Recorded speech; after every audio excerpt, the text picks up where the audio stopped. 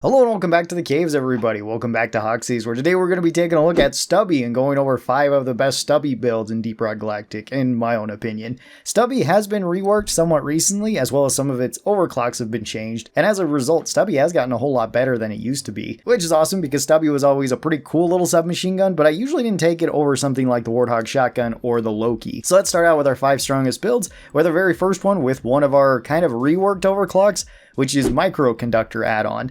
This one is an unstable overclock that used to be turret arc, so you could zap your turrets, and you can still do that with this one. However, this now applies to your platforms as well, making it a far more useful overclock. Aside from that, its downsides have pretty much stayed the same. So you can still set up your turrets, and this is a 15-meter reach that the electricity has, as well as this goes to other turrets too. Any perk that affects turrets affects all NG turrets, so if you have multiple engineers on the team, you can proc this to as many turrets as you would like. You can also just proc it to a single turret too, because this deals AoE damage to everything around it, slows everything around it, and then if you arc it, it can also deal more damage. This one still does friendly fire damage, but it doesn't do as much as it used to. That was a good quality of life buff that this one got, to where now it no longer slows you down like it used to, which is really good, because sometimes that could get you killed or get your teammates killed, and that was kind of annoying. So this one can be really good to put at choke points, or just to circle around your turrets. Even if you just have one turret, you can just shoot it and then just wander around it. On top of that, you can now put it on your platforms, and you can put this multiple times on your platforms, which will also deal AoE damage, which is actually really strong against big enemies like dreadnoughts or against oppressors, since they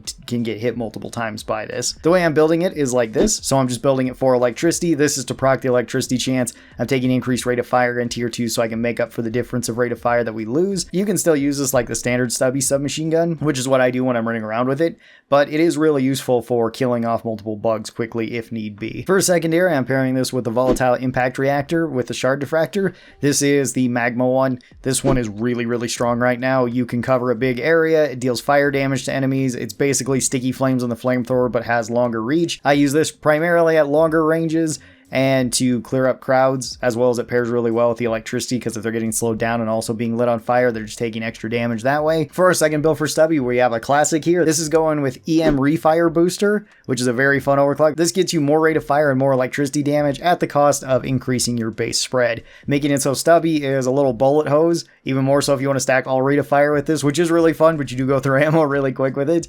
This one is really good for just using at close and medium range to spray down anything. The build I'm running for it is very similar to the previous build. This is going with a 2 build, and if you wanted to go straight 2s, that's actually a pretty common build for this one. I like going to the larger mag size in tier 2 though. That way I'm not running out of bullets too fast with this. Like I said, you can go with rate of fire, but then you dump the magazine in like 2 seconds. So really fun at close range, but not the best out to longer ranges. The electricity bonus on this is really nice, just for proccing more electricity to hit more enemies.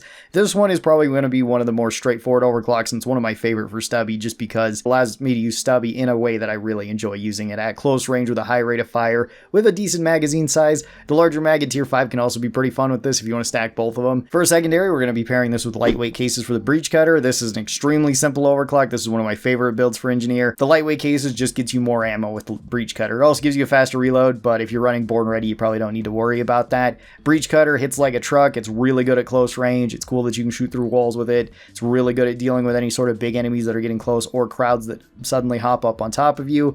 The build that I'm running with it is pretty straightforward for a breach cutter, just going with more ammo overall, as well as I have the stun on here, and also the plasma trail. It's really good for clearing up smaller enemies too. So the only problem with this build is that it doesn't have the most long range. You can still use Stubby at long range, breach cutter not so much, but so long as you're just choosing to fight at close and medium range, this build is really strong. For our third build, we have turret EM Discharge. This one has also been changed, but just pretty much buffed from the last time I talked about it. So the way the discharge works is that whenever you shoot your turret, there's a chance of proccing an explosion that deals damage to everything around it and slows it down. Well, besides you and allies now, because there's no friendly fire remaining with this one, which is pretty awesome. It still has a slowdown, it still has good damage, it still has really good damage per second. You can proc these pretty fast, really fast if you have 2 turrets that are set up, as well as now it actually shows you the area that the explosion covers, which is pretty big. But it's really cool now to see the circle, so you can actually visualize how far away this explosion works. And this is really good for clearing up crowds. It's really good for big enemies too, because the slowdown is really nice.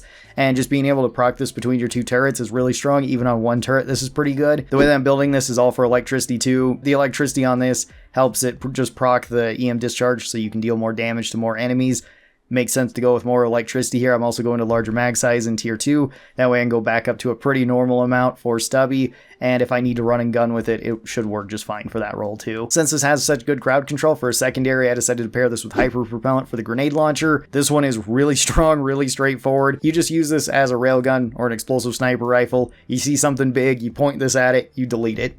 That's all you got to do with it. You don't have to worry about anything else. It hits pretty much everything really hard. You want to be going for weak spots on here. The way I have it built is just for more ammo and more damage. Pretty straightforward, as well as since the armor breaking works a bit better on the grenade launcher, it is a little bit better with this one. Fire still works with this, but it has been changed. It used to just give you a flat bonus because this converted your damage type. Now fire does actually nerf your amount of damage on this, rather than just giving you extra damage on top of it. It's still really strong if you want to take it on robot missions though, so if you want to throw fire on in tier 3, that's pretty good too. Our fourth build includes the new Hyperalloy Assembly. This is the brand new overclock that makes it so Stubby gets increased weak spot damage, as well as it has much better base spread, but it does have more maximum spread and more recoil. It also nerfs your magazine size by a little bit. This is a little bit strange to get used to, however, most of the recoil is straight up, so all you have to do is just pull the mouse right back and you should be good to go. I haven't really tried this on controller, I don't know how well it controls then. If you don't like that, you could take the recoil reduction in tier 2. I don't take that on my build, but if you're really struggling with it, I would recommend it. That helps out a lot. With this new overclock, it makes it so Stubby works more like a standard submachine gun, and it's actually pretty decent, assuming that you're going for the weak spots. And the build I'm running with it allows us to hit those weak spots even harder. I'm going with extra ammo, more damage, and more mag size here. The more damage and more mag size certainly helps with this one. Ammo is your choice. You could stack all damage on this if you'd like, and that's also pretty good. And this one can work pretty well at long range, so long as you're okay with the recoil.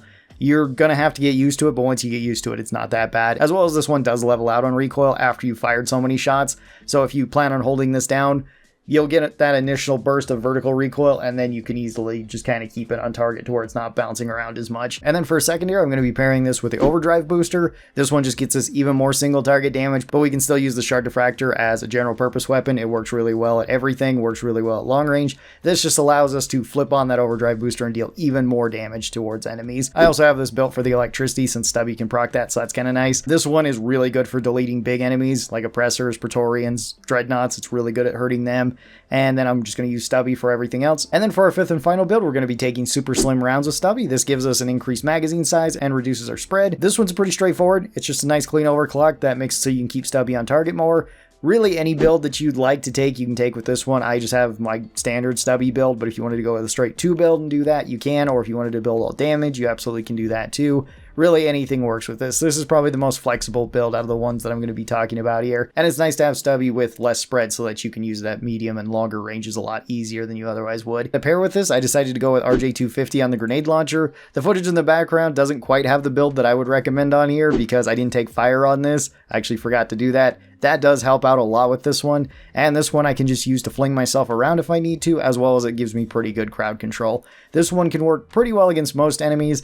Not necessarily going to be the strongest against Dreadnoughts. I'd recommend one of the other builds for that, but for every other mission, this one should serve you just fine. So that'll do it for 5 strong Stubby builds. Tell me what weapon you'd like to see next. Thank you guys so very much for watching this. I hope that you guys enjoyed it, and I hope it helped you out a little bit. I hope you guys have a great rest of your day, and I'll talk to you next time. Bye-bye!